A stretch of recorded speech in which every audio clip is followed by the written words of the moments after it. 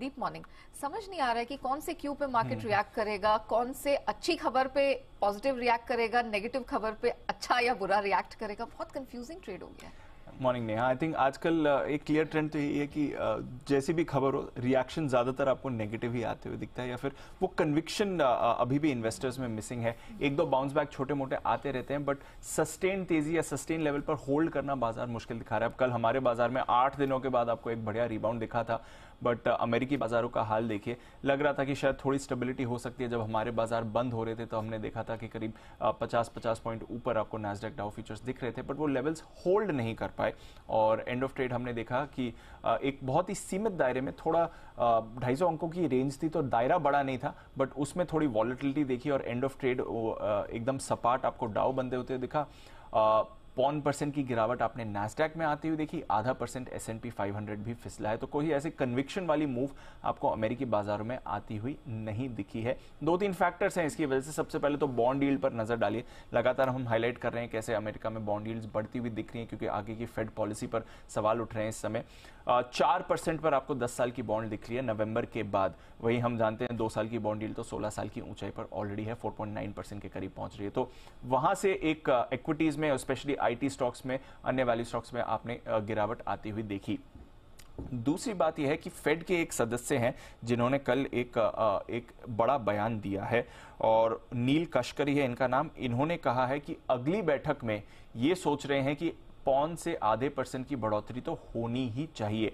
0.1% तो अभी तक सभी मान रहे थे, पर ये पहले फेड सदस्य हैं जिन्होंने क्लियरली कहा है कि 0.5% की भी संभावना है अगली फेड पॉलिसी में।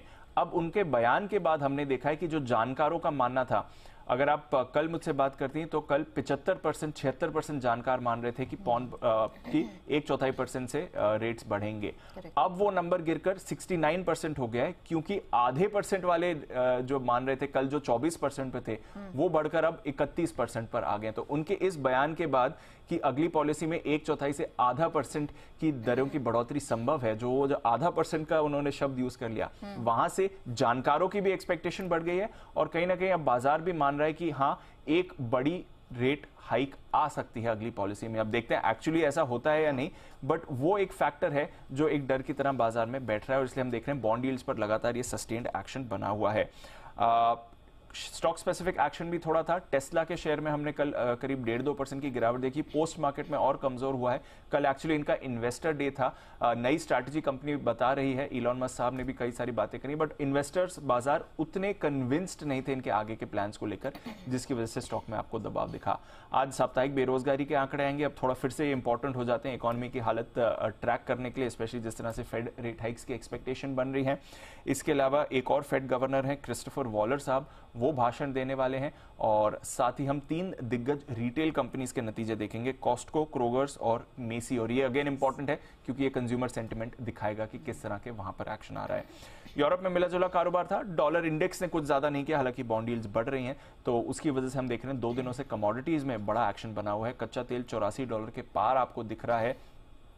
एक तो अमेरिका से एक्सपोर्ट्स बढ़ते हुए दिख रहे हैं, दूसरा चीन से हम देख रहे हैं, कल चीन के बाजार भी काफी एक्टिव थे। लगातार अच्छा इकोनॉमिक डेटा आ रहा है, तो वहां से मांग सुधरने की उम्मीद बढ़ रही है। हालांकि अमेरिका में साप्ताहिक भंडार बढ़ रहे हैं 10 हफ्तों से, बट इस हफ्ते की बढ़त उतनी नहीं थी जितनी बाकी हफ्तों में हमने देखी है। सोना 1 हफ्ते की ऊंचाई पर है। बेस मेटल्स में लगातार 3 दिन तेजी दिख रही है। कल तो एग्री कमोडिटीज में भी थोड़ा रिबाउंड था। तो डॉलर सुस्त हुआ है तो कमोडिटीज को राहत मिली है, बट बढ़ती बॉन्ड यील्ड से इक्विटी मार्केट का मूड माहौल बिगड़ते हुए आपको दिख रहा है। स्पेशली जब एक बयानों से इस तरह के मूवमेंट आते हैं, तब फिर थोड़ा सा डर ही लगता है कि अगले दिन कौन सा बयान है जो बाजार के मूड को बिल्कुल ही पलट दे। बहरहाल शुक्रिया आपका दीप, वो पूरी डिटेल्स दर्शकों के सामने रखने के लिए।